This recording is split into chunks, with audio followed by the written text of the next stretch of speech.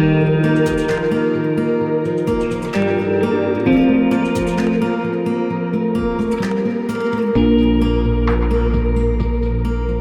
nothing like the path to greatness in this world. Over the last few weeks, going back to chapter 16 and verse 21 through 25, 26, when Jesus gave his first prediction of his death, we have been seeing this great reversal of the values of the kingdom. The kingdom values are nothing like the values of the world. You say, well, what does that mean? Well, what that means is that the ideals and the values that you have seen in the world, that you have seen as an example to you of how things should be done, is not what Jesus teaches. Jesus teaches that the path of greatness is by humility and it is by service. Open your Bibles this morning to the book of Matthew as we continue our journey through this book. And we would be at Palm Sunday is what they call this day. It is when Jesus probably made his entry into Jerusalem. By tonight, we are going to be at that point in the book of Matthew. That's really cool because we started this back in December of, get my years right, 2020. December of 2020, preaching through the book of Matthew, and here we come at Easter, and we're almost synchronous with the life and ministry of Jesus. And so next week we will have Easter, and then we'll come back and we'll look at that triumphal entry text the following week. But here we are, notice beginning at verse 17, we have, and Jesus going up to Jerusalem. He is making his final approach to the city where he will be betrayed, where he will be arrested, where he will be condemned in a court. He will be scourged, he will be beaten, he will be crucified, he will die, and then he will rise again. That is where we are in the book of Matthew. The first thing I want you to notice here as we look at the first few verses is a look at his priorities. Just take a look at the priorities of Jesus. And there is a direct contrast between the priorities of Jesus and the priorities of his disciples. Notice what Jesus is talking about in verse 17. What is on his mind? What is he focused on? Well, it says in Jesus going up to Jerusalem, he took the 12 disciples apart in the way and said unto him. By the way, the song that I was thinking of is The Way of the Cross, and I'll just insert that right here. The way of the cross does lead home. It is not the way of authority. It is not the way of power. It is not the way of prestige. It is not the way of lording over people. But true greatness is going to come from the way of the cross. That is an instrument of death. It is a death sentence. It is dying a humiliating and punishing death leads to greatness. And Jesus is thinking about these things, and he takes his 12 disciples and he takes them off to the side, and he wants them to understand this. They are not understanding this, and the next few verses is going to bear that out. Notice what he wants to teach them. He wants to show them something. And by the way, also, this is a large crowd that is following Jesus. It's not just 13 of them journeying. It is Jesus and the 12 and a large crowd from the region of Galilee. We know that Salome is here, and there are others that are going, and they're journeying to Jerusalem to observe the Passover. They're all coming, like they're doing their annual routine of going to Jerusalem to observe the Passover. They're all traveling together, safety in numbers, right? It's a caravan. It's a large group of people. Mark tells us that they were following Jesus in fear and amazement. They were watching Jesus basically march to his death, and they're watching him and they're horrified. They're wondering, is he really serious about dying? Or is this maybe a metaphor? I'm just not convinced. I just can't believe that Jesus will be killed here in a few days. He keeps saying this, and now he makes his third prediction of his death. Notice in verse 18 he says, behold, and that's that word for look, and Jesus says, look. I was meditating on this and thinking about it, and Jesus he's very direct, isn't he? He's very plain, he's very simple, and he's right there in front of the 12, and he says, look guys, look where we are. We're about to ascend this last hill. We're going to climb about 3,500 feet up to the city of Jerusalem. This is the last leg of our journey. I've been telling you, I've already told you 2 times before. It is in, by the way, it's Matthew 16:21 is the first prediction, and he lays it out there. And then also Matthew 17:22 and 23. He lays out the second prediction. And now here's number 3. There's a movie, and I cannot remember what it was. It's some old movie, April, some movie that no one watches anymore. But it's in the background, there would be a bell that would toll. And that was a device for the listener to know that something big is happening. It would boom, boom, right? And here is the third time. And I was thinking about that Jesus is it dawning on you yet? This is a major turning point. And here comes the third bell, boom. And he says here, behold, we go up to Jerusalem, and the Son of Man shall be betrayed unto the chief priests and unto the scribes, and they shall render judgment. They shall condemn him and give him the death sentence. But here is some new material. Here is something that's not in the other predictions. And they shall deliver him to the Gentiles to mock and to scourge and to crucify him. Well, it's been stated that he will die. It's been stated that God will raise him up, but now it is more precise, isn't it? The precision of how he will die. He will be beaten, he will be tortured, and then he will die on a cross. Let me make one more run at it if it's not sinking in yet. These are the priorities of Jesus. This is what Jesus is concerned with. Jesus is concerned with his death, and he knows exactly where he is going. He knows why he is going to Jerusalem. He knows what is going to happen. Jesus understands his purpose. He is very attuned with it. And he's trying to tell them and help them to understand his purpose. He is the Son of Man. He is the Messiah. This is why I'm going. And I want you to understand this. This is what's going on. Well, there's a little bit of a turn in the story here. And the second thing I want you to see here is this position of prominence. I wrestled with this, Bobby, about how to say position for prominence. It sounds good. It's alliterated. It's got a lot of P's in there. It sounds good. But really, it's a position for authority. It's a position, it's a desire for authority. And notice what it says here in verse 20. Then came to him the mother of Zebedee's children. That's James and John. The mother of James and John comes to Jesus, and it says worshiping him, doing him reverence and doing him obeisance and just being very respectful. She bows down before Jesus, and she has a request for her 2 boys. It says, desiring a certain thing of him, and he said unto him, what do you want? What do you ask? What's your request here? And look at her request. She says, grant that these 2 sons, my 2 sons, may sit, the one on thy right hand and the other on thy left hand in thy kingdom. Well, there's a mixed review, I guess, what we could say about this.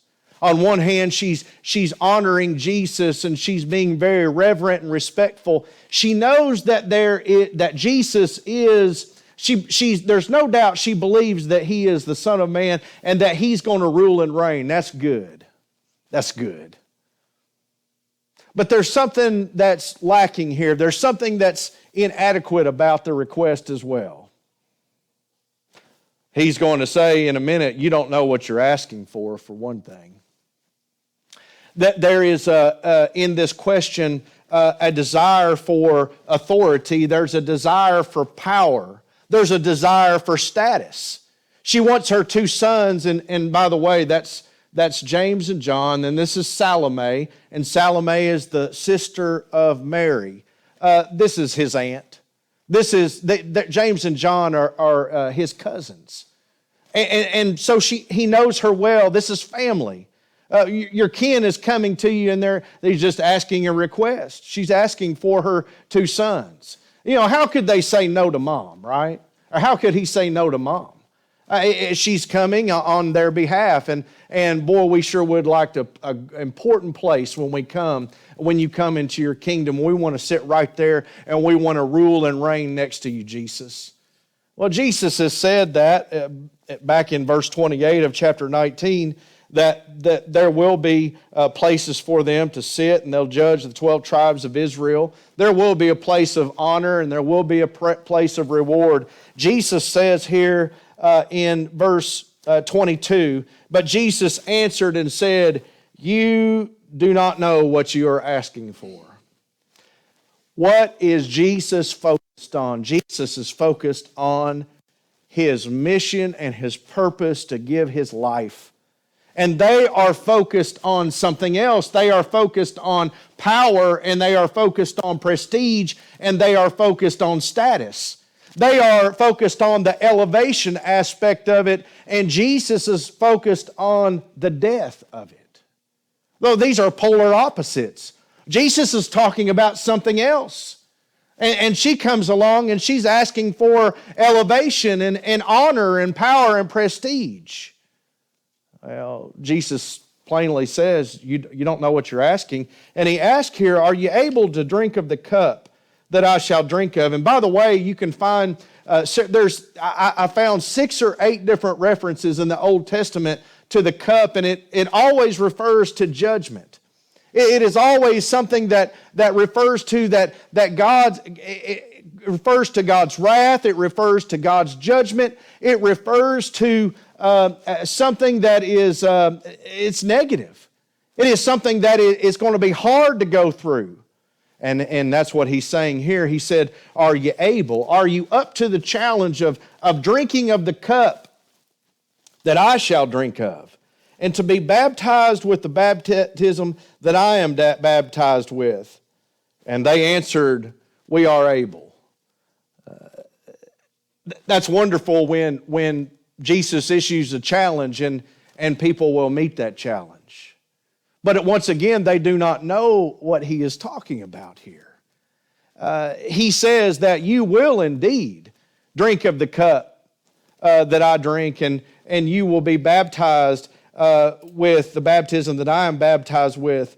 But then he answers in verse 23, watch this, but to sit on my right hand and on my left. Well, that's the second time he said that. And by the way, when you go to the cross, you will see the same little phrase used there in the Gospels. And when Jesus is on the cross, there is one on his right hand and there is one on his left hand. Let me go back to the very beginning. What is Jesus focused on? Jesus is focused on the cross. Jesus is focused on the primary mission right now is to what? Save his people from their sins. Jesus is not concerned with the glory and the elevation of the world's standards, but Jesus is concerned with saving the people from their biggest problem, and that is the problem of sin. And when Jesus does that, he will be on the cross. He will be given as a sacrifice, and there will be one on his right hand, and there will be one on his left hand, and James and John will not be those that are there. there's someone else there. By the way, Isaiah 53 is all in this whole text. And it says there in Isaiah 53 that he will be numbered with the transgressors.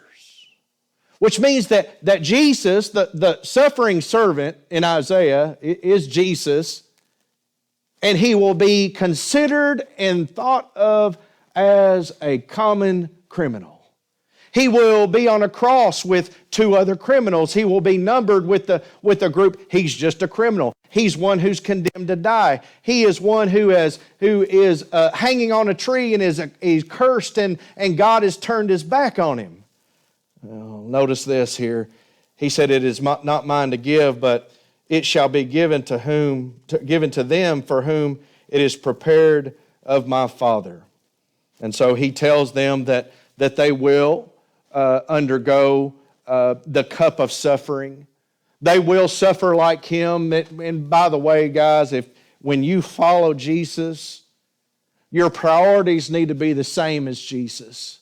Your experiences will be the same as Jesus. Not exactly the same. You probably won't be nailed on a cross, and you won't give your life, and it won't pay the ransom for the sins of the world, but you will suffer for the cause of Christ, and you will undergo this immersion, that what he's talking about, this baptism that I am baptized with. You will undergo experiences of Jesus. But notice here in 24 through 28, the last thing I want to give you is a model for true greatness. I've seen the things that Jesus is focused on, and then I come to this question and this request for power, for true greatness. Oh, we all want to be great, don't we? We love when we can manipulate others and they can do things for us, and it makes us feel powerful. That's not the way of the kingdom of heaven. The kingdom of heaven is going to be much different than the values and the ideals of the world. It's not like that here. And that's what he's going to say. There's a model for true greatness in verses 24 through 28. Notice this: when the 10 heard it, they were moved with indignation against the two brethren. By the way, this is not talking about how these 10 over here were, I can't believe that they requested that. I'm going to tell you what they couldn't believe is they couldn't believe the other two beat them to the punch. Because the following verses are going to explain that they shared the same ideas. They shared the same desires for greatness. And Jesus says, come here, boys, I got to talk to you. I got to get you all together here because we're not on the same page. I've got to tell you about the kingdom. The kingdom values are a reversal of the world's values. You remember this, don't you? Back at the beginning of verse 18, like a little child. You remember the parable that we looked at last Sunday night about rewards and looking at others with jealousy and envy. You remember all that, right?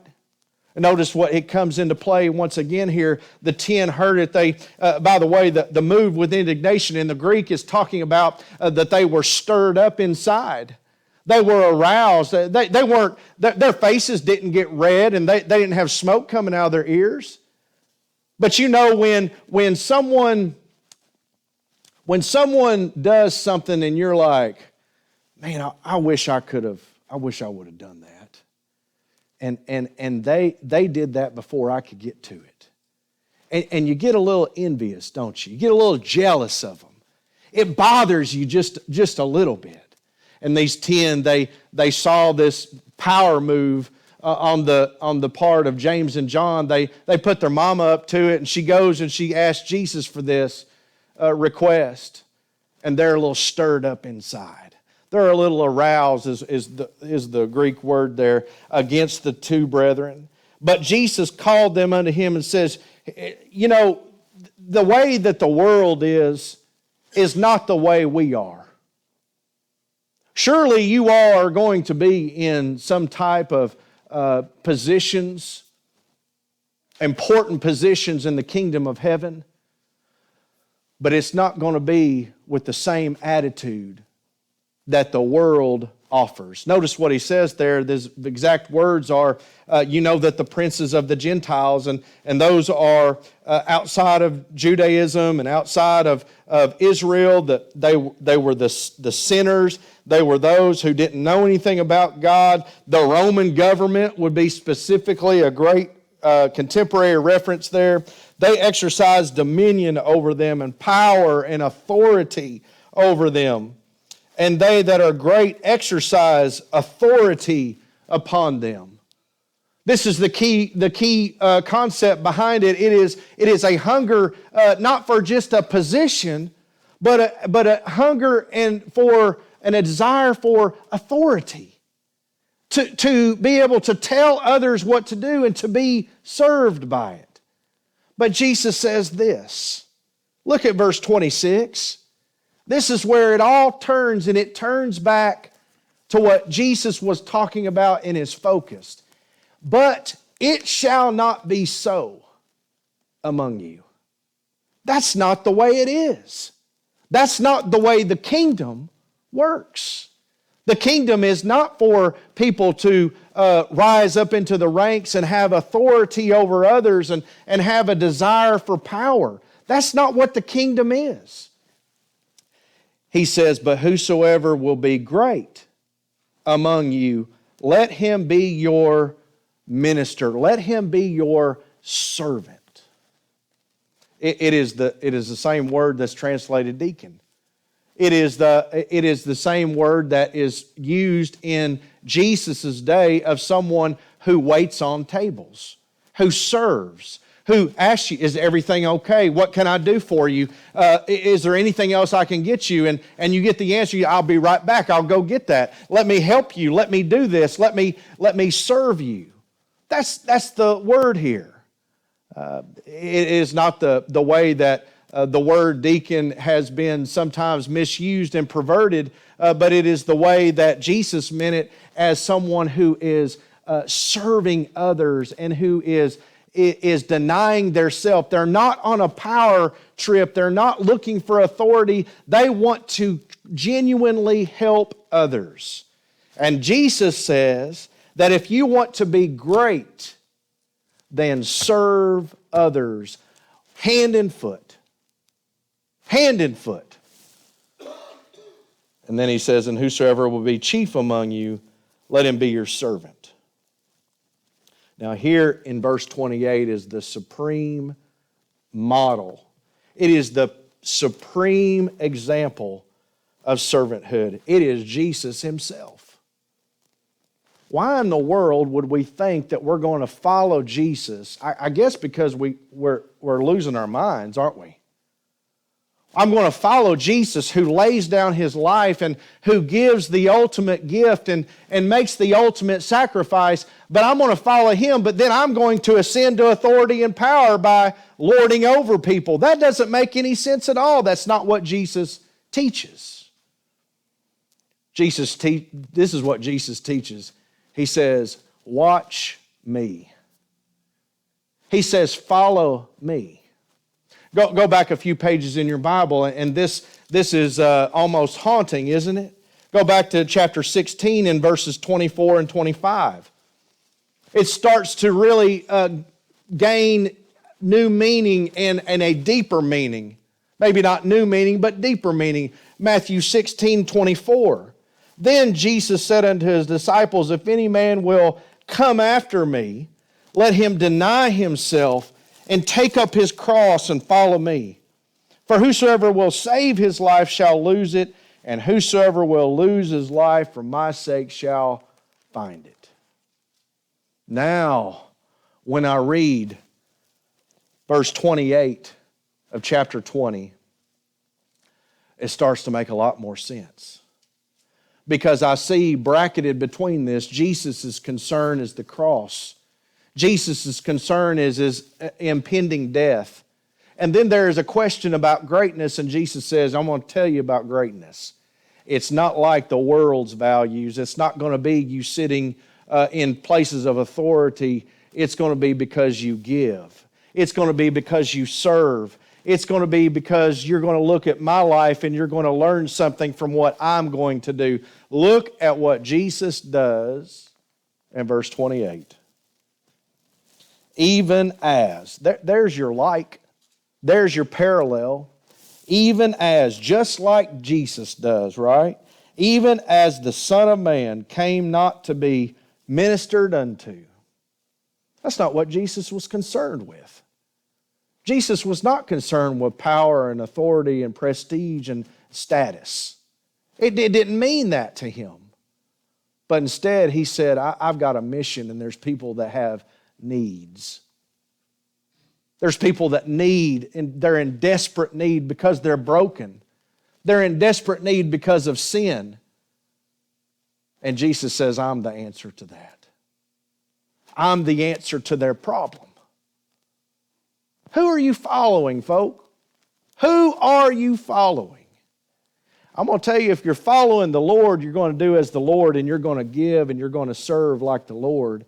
And these things about the world and status and prestige is not going to make a big difference to you. It's not going to be what you need. You're going to realize that people are in a greater need, and that's the need of their forgiveness of sins. Watch what happens here. But instead to serve and to give his life a ransom for many. His life was sufficient to pay the price for all. Here is the supreme example of service. Yesterday we had a great opportunity to serve, didn't we? We were out there working. Ain't nobody gave their life yesterday, though, did they? We worked, back hurt a little bit, legs hurting, and we worked hard, and the Lord knows that. But don't ever think that you can outgive God. God gave His Son, the life of His Son. That is the supreme example and model for service. In the Gospel of John, we have, there's no greater friend than one who will lay down his life for his friends. That's service. He says, give his life for a ransom. That's a price. Why was the price needing to be paid? Well, it was the price of sin. And Jesus paid that in full. A price for sin. And it was in exchange, wasn't it? He took your place. There's three things that I want to leave you with, and it's this. When you follow Jesus, you will participate in His suffering. You will drink His cup. You will undergo similar experiences. When you are serving Him, you are giving. Not trying to work your way up the ladder into some type of where I can get recognition for it, but you will be just a lowly servant. What can I do for you with just pure motives? And the third thing is this, is that Jesus, through His service, He accomplished atonement for humanity. He accomplished atonement through His sacrifice, and He did so in our place. And what is a ransom for? Let me just leave you with this. A ransom is so that another party can be made free. Jesus does all this, and He affects change, and He affects the result of removing the chains and removing the shackles that you were bound up with sin. As our musicians come and we begin a time of reflection, I want you to think about how, because of the sacrifice of Jesus, you have been made free because He has paid the ransom for you. The world's values are totally upside down. The values of the kingdom is a focus on Jesus and learning from His example. He made the ultimate sacrifice. As we stand, as we have a song of invitation, I want all you to bow your heads, and I want to say a short prayer before we sing this stanza of invitation. Lord, I pray that if there is one here that has not accepted this offer of free